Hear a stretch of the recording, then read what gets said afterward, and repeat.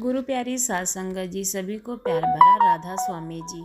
संगत जी, हमें गुरु के प्रसाद को किसी को देना चाहिए या फिर मना कर देना चाहिए। अगर हम लंगर प्रसाद को किसी को मांगने वाले को दे देते हैं तो हमारे साथ क्या हो सकता है, आइए सुनते हैं।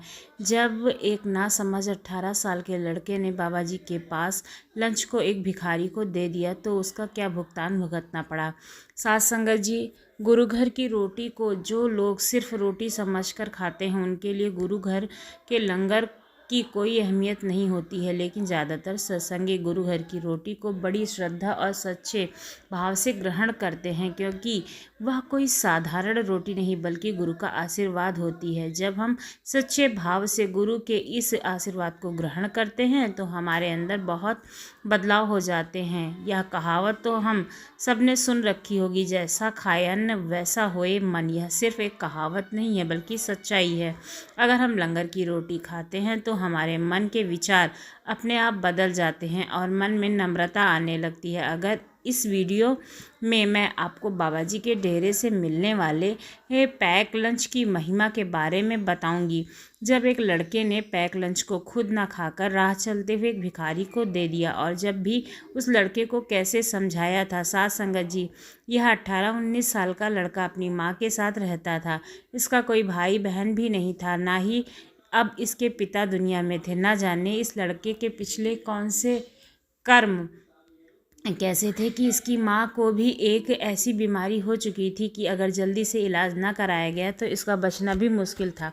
इलाज करवाने के लिए जितने पैसे की ज़रूरत पड़ रही थी उसके आधे भी यह लोग नहीं जुटा पा रहे थे। संगत जी, हमारे देश में बहुत सारे लोग सिर्फ अपनी इसलिए जान गंवा देते हैं क्योंकि महंगे इलाज का खर्च उनके पास नहीं होता है। इस लड़के और इसकी माँ के परिवार का खर्च इनके पिता की पेंशन से चल रहा था, और अब अगर माँ को भी कुछ हो गया तो इस लड़के के पास जीवन यापन के लिए कुछ नहीं बचेगा। और सिर्फ यह 18-19 साल का ही था। इसी बात की चिंता इस लड़के की माँ को हर समय परेशान करती रहती थी। लड़के की माँ और लड़का दोनों ही सत्संगी थे। बीमारी होने के बाद भी लड़के की माँ भजन सिमरन करने की कोशिश करती थी। जब यह एकदम से ठीक थी तो हर रोज़ 1 से 1.5 घंटा भजन सिमरन ज़रूर करती थी, और अपने शहर के सेंटर में एक सेवादार भी थी। लेकिन साध संगत जी, कर्मों का हिसाब तो सबको देना पड़ता है। न जाने कौन से पिछले कर्म के कारण इसको यह बीमारी लग गई थी। इसको और कोई चिंता नहीं थी, सिर्फ यही चिंता थी कि इसके छोटे से बेटे का क्या होगा। आखिर इस दुनिया में वह एकदम अकेला रह जाएगा। लड़का भी सेंटर में जाकर बहुत सेवा करता था। इतवार वाले दिन लड़का सुबह 6 बजे सेंटर में पहुंच जाया करता था। वहां यह लड़का लगातार 3 घंटे सेवा करता था। दूसरे सेवादार बीच में चाय भी पीते थे, लेकिन यह तब भी सेवा में ही लगा रहता था।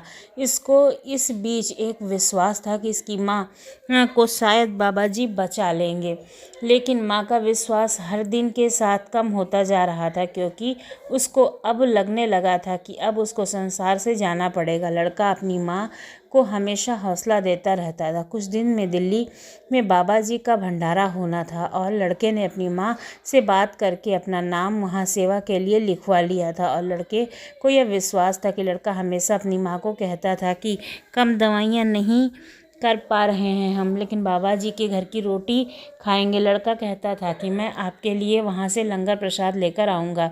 जब आप लंगर प्रसाद खाओगे तो आप देखना कि आप जल्दी ही ठीक हो जाओगे। लड़के की माँ भी लड़के का दिल रखने के लिए हाँ में हाँ मिला देती थी। कुछ दिन बाद यह लड़का जत्थे के साथ दिल्ली गया, वहाँ सेवा की। बाबा जी ने विनती की, सत्संग सुना सदा। संगत जी, आप सब जानते हैं कि भंडारे के बाद डेरे से जाने वाले संगत के लिए जगह जगह पैक लंच के काउंटर लगाए जाते हैं, जिससे संगत रास्ते के लिए पैक लंच अपने साथ ले जा सके। तो इस लड़के ने वहाँ से अपनी माँ के लिए एक पैक लंच ले लिया, क्योंकि उसको विश्वास था कि गुरु घर की रोटी खाकर उसकी माँ ठीक हो जाएगी। पैक लंच लेकर वापस अपने घर के लिए वहाँ से निकल पड़ा, और अब रास्ते में इसके साथ होने वाले था जो वो बाबा जी इसकी परीक्षा लेना चाहते थे, सच में रहा होगा। संगत जी, यह लड़का वापस जा रहा था तो रास्ते में एक बूढ़ा आदमी मिला। उसकी हालत देखकर ऐसा लग रहा था कि वह कई दिन से भूखा होगा। बूढ़े आदमी ने इस लड़के को अपने पास आने को कहा, और इसके हाथ में से एक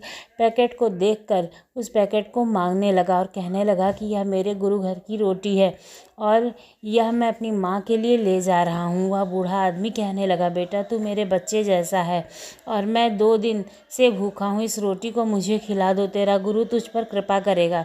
संगत जी, अब लड़का क्योंकि सत्संगी था, बाबा जी भी हमेशा समझाते हैं कि बेबस और ज़रूरतमंद कोई मिल जाए तो उसकी मदद अवश्य करनी चाहिए। लड़के ने पैक लंच उस बूढ़े आदमी को दे दिया। बूढ़ा आदमी उस पैकेट के अंदर की रोटी को खाने लगा। बूढ़ा आदमी की रोटी खाते ही देखकर लड़के को बहुत अच्छा लगा। लड़का मन ही मन सोचने लगा कि किसी ने सही कहा है, दाने दाने पर लिखा है खाने वाले का नाम। इस रोटी पर शायद इस बूढ़े आदमी का ही नाम लिखा हुआ था। फिर लड़के ने सोचा कि अपनी माँ के लिए मैं अगली बार पैक लंच लेकर जाऊंगी। यह सोचकर लड़का वापस पहुंच गया और घर पहुंचकर देखा तो उसकी माँ सो रही थी। लड़का अपने खुद के खाने के लिए अपने घर की रसोई में गया और वहाँ का नज़ारा देखकर लड़के के होश उड़ गए। उसने देखा कि बाबा जी के डेरे के पैक लंच का खाली डिब्बा पैकेट वहाँ पर पड़ा हुआ है। जब लड़के ने पैकेट को उठाया तो उसमें रोटी नहीं थी। कुछ देर के बाद जब माँ की नींद खुली तो माँ अपने बच्चे से ऐसे रिक्वेस्ट कर रही थी जैसे वह 3-4 दिन बाद वहीं बाहर से ना आया हो बल्कि घर पर ही रह रहा हो। फिर लड़के ने अपनी माँ से पूछा, माँ घर पर कौन आया था? माँ ने बताया, बेटा तू ही तो घर पर था, आज सुबह तेरे घर पर पहुँचने के बाद और कोई नहीं आया। यह सुनकर लड़के के होश उड़ गए क्योंकि वहाँ था नहीं, सत्संग में गया था और वो दोपहर के बाद घर पहुँचा था। उस समय उसकी माँ सो रही थी। लड़का कहने लगा, लेकिन मैं तो अभी कुछ देर पहले ही आया हूँ। माँ मुस्कुराकर कहने लगी, बेटे अपनी माँ के साथ मजाक करता है, अच्छी बात नहीं। तूने खुद अपने हाथों से आज सुबह मुझे खाने के बाद गुरु घर की रोटी खिलाई थी और अब तू कह रहा है कि तू अभी आया है। लेकिन लड़का अपनी बात पर अड़ा रहा क्योंकि वह सच में दोपहर के बाद पहुंचा था। अब लड़का सोचने लगा कि फिर वह पैक लंच का पैकेट यहाँ कैसे पहुंचा। लड़के ने दिमाग पर जोर डाला तो उसको समझ में आया कि आज सुबह ही तो एक बूढ़े आदमी ने उससे पैक लंच मांगा था। पैक लंच मिलते ही वह खाने लगा था और उसी समय मेरा रूप लेकर कोई मेरे घर आया और पैक लंच वाली रोटी माँ को खिला गया। लड़के की आंखों में अश्रु आ गए थे। जब उसने यह सारी बात अपनी माँ को बताई तो उसकी माँ को भी बड़ी ही हैरानी हुई। लड़के की बात कहने लगी, बेटा रास्ते में जिसको तुमने पैक लंच दिया था वह कोई और नहीं, खुद बाबा जी ही थे और वो तुम्हारी परीक्षा ले रहे थे। उधर तूने उनको रोटी दी और इधर तेरा रूप लेकर उन्होंने मुझे रोटी खिला दी। माँ की आंखों में अश्रु की नदियाँ बहने लगी थी और उसने अपने बच्चे को गले से लगा लिया। बच्चे को विश्वास था कि बाबा जी के डेरे की रोटी से उसकी माँ ठीक हो जाएगी। बाबा जी ने इस बच्चे का विश्वास टूटने ना दिया। ऐसा चमत्कार हुआ कि उसकी माँ की दवाइयाँ जो खा रही थी उन दवाइयों से अपने आप ही तेज़ी से असर करना शुरू कर दिया और माँ ने रिकवरी करना शुरू कर दिया। अब माँ और बेटे दोनों एक साथ सेंटर में सेवा करने जाने लगे। साथ संगत जी, सभी वीडियो में बने रहिए।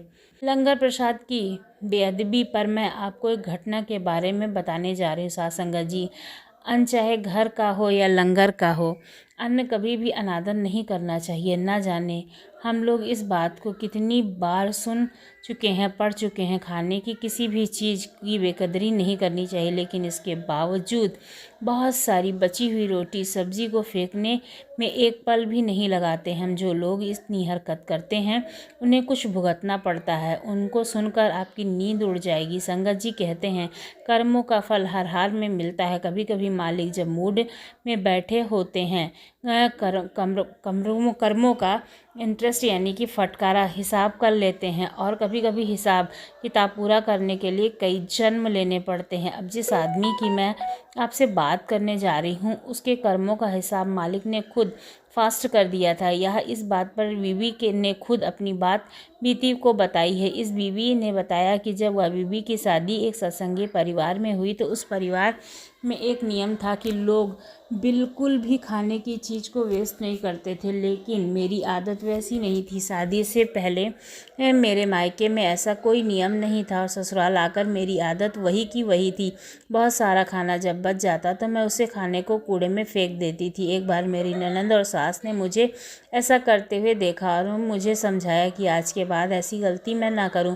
खाना अगर बच जाता है तो उसको अगर बाहर किसी जानवर को खिला देना चाहिए या फिर किसी ज़रूरतमंद व्यक्ति को दे देना चाहिए। लेकिन मुझे उसकी यह सीख से गुस्सा आता और जब भी खाना बचता तो मैं बचे हुए खाने को बाहर ले जा कर के फेंक आती थी और अपनी सास को कह देती थी कि खाने के बाहर कुत्ते को डाल दिया है या फिर गैया को खिला दिया है, जबकि मैं ऐसा नहीं करती थी। मुझे खाने को बाहर कुत्ते को या फिर गाय को खिला दिया जाता था, लेकिन ऐसा नहीं होता था और मुझे बिल्कुल अच्छा नहीं लगता था। मेरी सास अक्सर मुझे समझाती थी कि खाना उतना ही बनाओ जितने की ज़रूरत हो, अगर बच जाए तो उसे खाने को फ्रिज में रख दो, जिससे सब्जी को अगले दिन भी खाया जा सकता है। लेकिन मैं क्योंकि एक बहुत अमीर घर की से आई हुई थी, वहाँ मेरे घर में इन सब की कोई परवाह नहीं थी और ना हमें दिन पहले कोई सब्ज़ी खाने की आदत थी।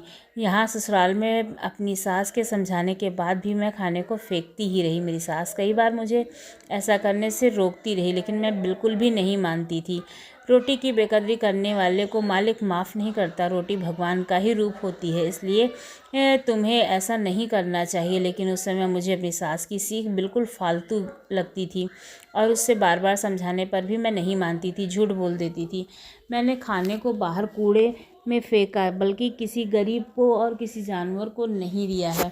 ऐसा कई साल बीत गए। एक बार मैंने देखा कि घर के बाहर भिखारियों के दो दो छोटे छोटे बच्चे वहाँ कूड़े में से कुछ खाने की चीज़ ढूंढ रहे थे। उस समय बचा हुआ खाना बाहर फेंकने गई थी, लेकिन मेरी बुद्धि इतनी भ्रष्ट हो चुकी थी कि वह दो मासूम बच्चे भूखे नहीं दिखे और मैंने बचे हुए खाने को उन बच्चों को देने के बजाय कूड़े में फेंक दिया और उस बच्चे ने उस खाने को कूड़े से उठाकर खाने लगा। कुछ समय के बाद मालिक ने मुझे मेरी करनी की ऐसी सज़ा दी कि मुझे गले में ऐसी जगह कैंसर हो गया कि मैं कुछ भी निगल पाने की स्थिति में ही नहीं रही। कई महीने तक मेरा इलाज चलता रहा। इलाज के दौरान एक फूड पाइप से मेरे अंदर खाना पहुंचाया जाता था। उस समय मैं बिस्तर पर लेटी लेटी अपने उन्हीं कर्मों को याद करती रहती थी जो पाप मैंने जीवन भर किए थे। मैंने रोटी का अनादर किया था और मेरी हालत ऐसी हो गई कि उसी रोटी को अब मैं खाने में असमर्थ थी। मेरी सास ने मुझे बाबा जी के शब्द सुनाए और हर समय मालिक की भक्ति करने की सलाह दी। माँ और सास ने सलाह दी कि इस बार मैं उनकी बात को मानने लगी। मैं सुबह शाम बाबा जी के शब्दों को और सत्संग को सुनती थी, अपनी करनी के बार बार माफ़ी मांगती थी। लगभग मैं 9 से 10 दिन उस नरक को भोगने के बाद ठीक होने लगी और अब बाबा जी की कृपा से मैं ठीक हो चुकी हूँ। अब मैं सत्संग घर में एक सेवादार हूँ और डेरे में जब जाती हूँ तो मेरी ड्यूटी लंगर बर्तनों में लगाई जाती है। बाबा जी की मुझ पर ऐसी कृपा थी कि 9-10 महीने में खुद को भोग कर मेरा हिसाब हो गया। बीबी ने संगत को सलाह दी कि अन्न का एक एक दाना बहुत ही कीमती होता है, उसकी हमेशा कदर करनी चाहिए। कभी भी अन्न को नाली में नहीं जाने देना चाहिए, किसी न किसी के मुंह में ज़रूर डाल देना चाहिए। संगत जी, इस वीडियो को अगर आप सुन रहे हैं तो आप कभी भी ऐसी गलती ना करें कि कोई भी खाना, कोई भी अनाज कहीं भी फेंक दें, जबकि जिसको ज़रूरत है उसको आप इस खाने को दे सकते हैं या फिर आप कोई भी जानवर को खाने के लिए दे सकते हैं। कुछ लोग ऐसे भी होते हैं कि लंगर में पूरा खाना खाते हैं, लेकिन कैंटीन में अभी भी कुछ लोग खाने को छोड़ देते हैं, जबकि हमें ऐसा कभी नहीं करना चाहिए। खाना चाहे गुरु घर का हो या फिर अपने घर का हो, कभी भी खाने को फेंकना नहीं चाहिए, हमेशा पूरा खाना चाहिए। हर सूरत में भोजन की कद्र करनी चाहिए। साथ संगत जी, यह सच बात है, यह बिल्कुल सही कहावत है कि ज़िंदगी में जो होता है अच्छे के लिए होता है। अगर हमें ये बीमारी ना हुई होती तो शायद हमें खाने की कदर ना होती और बाबा जी के हम शब्द भी ना सुन पाते और कभी भी संगत के हमें दर्शन ही ना होते। तो इसलिए जब भी कोई बुरा होता है तो समझिए कि कुछ